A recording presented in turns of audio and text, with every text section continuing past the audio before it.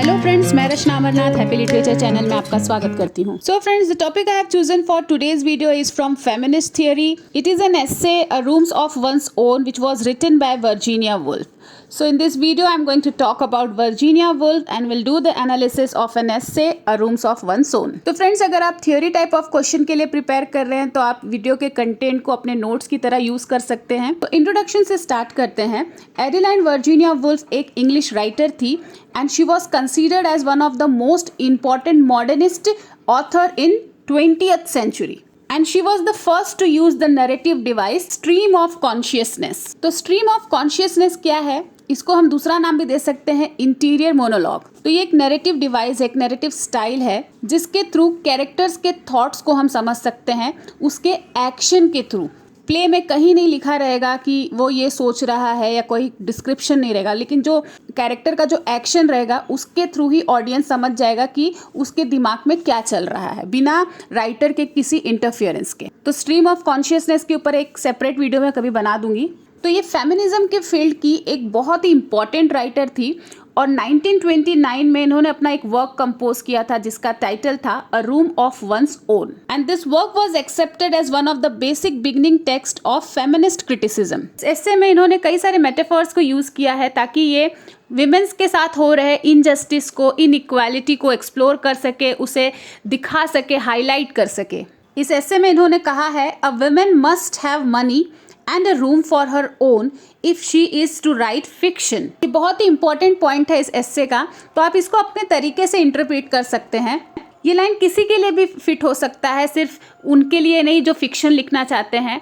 In fact वो सारी women जो अपने आप को एक्सप्रेस करना चाहती है, अपने लाइफ अपने तरीके से जीना चाहती है, तो उनके पास फाइनेंशियल इंडिपेंडेंस होना चाहिए, अपना खुद का घर होना चाहिए. ये चीज़ों को इन्होंने इस पर हाईलाइट किया है इस एस्से में. तो बेसिकली इस ऐसे में उन्होंने पहले विमेंस के कंडीशन को एक्सपोज किया है, उनके लैक ऑफ एक्सप्रेशन को एक्सपोज किया है, वो सोसाइटी में हो रहे इनइक्वालिटी को एक्सपोज किया है.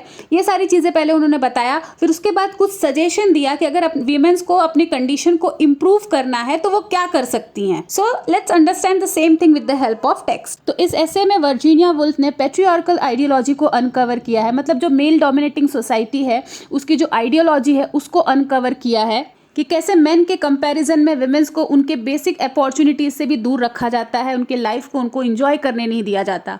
So this book consists of 6 chapters which is based on the set of lecture which she was invited to give in the University of Cambridge. It's a critical writing that covers a wide area and exposes the male privileges. कि society में mail लोग को कितना privileges मिलता है, कितनी benefit मिलती है, और वहीं दूसरी तरफ विमेंस को छोटी छोटी चीज़ों से भी एक्सक्लूड किया जाता है. It shows how they are cornered from the cultural, social and economic life of the society. In fact, the said book seems to have been intended as a commentary on the social disability. ये book एक तरीके से क्या है, commentary है social disabilities पर, जो एक औरत को, जो एक वुमेन को उनके प्रोडक्टिव काम करने से रोकता है, उसको क्रिएटिव काम करने से रोकता है, उनका जो पोटेंशियल है उसे वो यूज़ नहीं करने देती. ऐसी सोसाइटी पर कमेंट्री है ये बुक. तो फ्रेंड्स, अब यहाँ से हम डिस्कस करेंगे इस बुक में जो 6 चैप्टर्स हैं उसमें क्या दिया हुआ है. तो उस पूरे 6 चैप्टर्स में जो भी कंटेंट है उसको मैंने एकदम शॉर्ट में यहाँ पे सब लिखा है सिनॉप्सिस के साथ. तो आप सिनॉप्सिस के हेल्प से इसके पॉइंट्स को याद रख सकते हैं. तो अ रूम्स ऑफ वंस ओन से रिलेटेड कोई भी क्वेश्चन आए तो आपको सीधा इंट्रोडक्शन से स्टार्ट करते हुए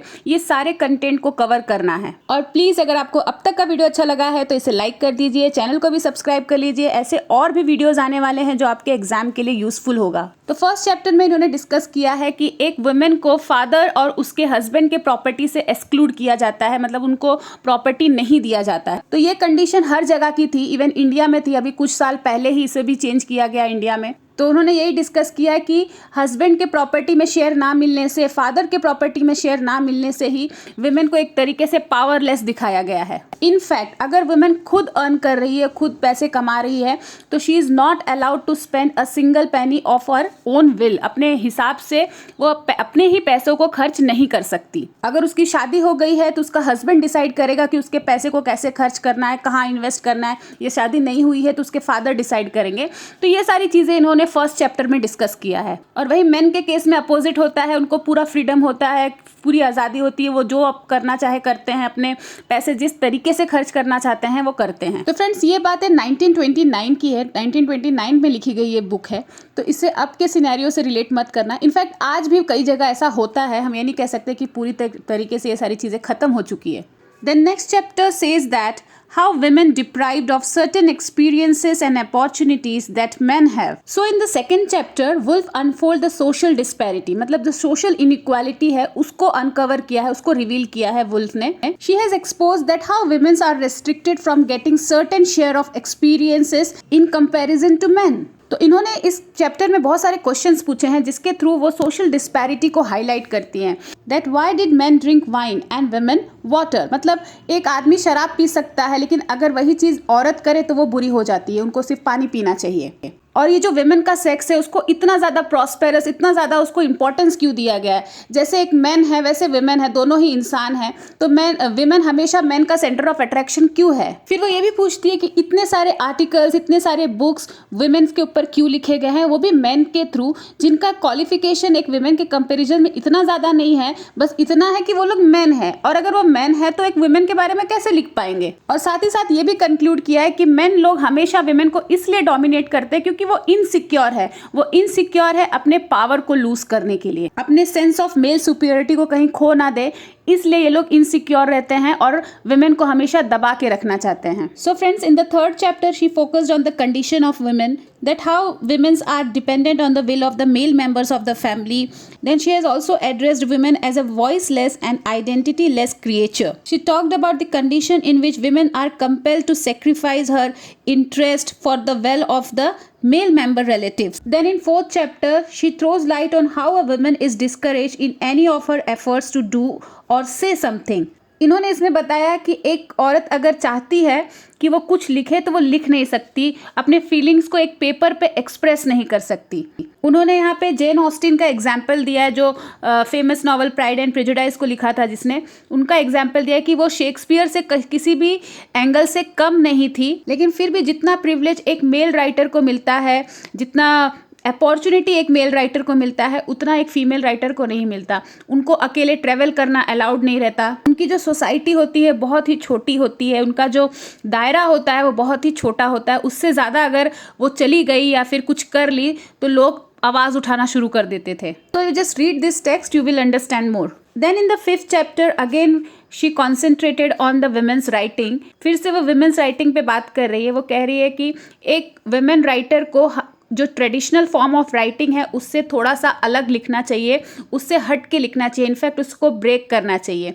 तो उस ट्रेडिशनल फॉर्म ऑफ राइटिंग को ब्रेक करने के इंटेंशन से नहीं ब्रेक करना है, बस एक नई चीज़ को क्रिएट करने के इंटेंशन से ब्रेक करना है। और फिर आगे वो कहती है कि अगर एक वुमेन राइटर को फ्रीली लिखना है तो उसके लिए उनको फाइनेंशियली इंडिपेंडेंट होना पड़ेगा और मेंटली इंडिपेंडेंट होना पड़ेगा। ये लाइन उनके बुक से लिया गया है। Give her room for her own and 500 a year, let her speak a mind and leave out half that she now puts in and she will write a better book one of these days. फिर last chapter में वो कहती है कि किसी भी writer को, चाहे वो मैन हो चाहे वो वुमेन हो, अगर उनको एक अच्छा राइटिंग पीस क्रिएट करना है तो उनको थोड़ा सा डिफरेंटली सोचना होगा। अगर मैन किसी वुमेन के बारे में लिख रहा है तो उसे मैन वर्कन नहीं सोचना है, बल्कि वुमेन के परसेप्शन से सोचना है, वुमेन के पॉइंट ऑफ व्यू से सोचना है।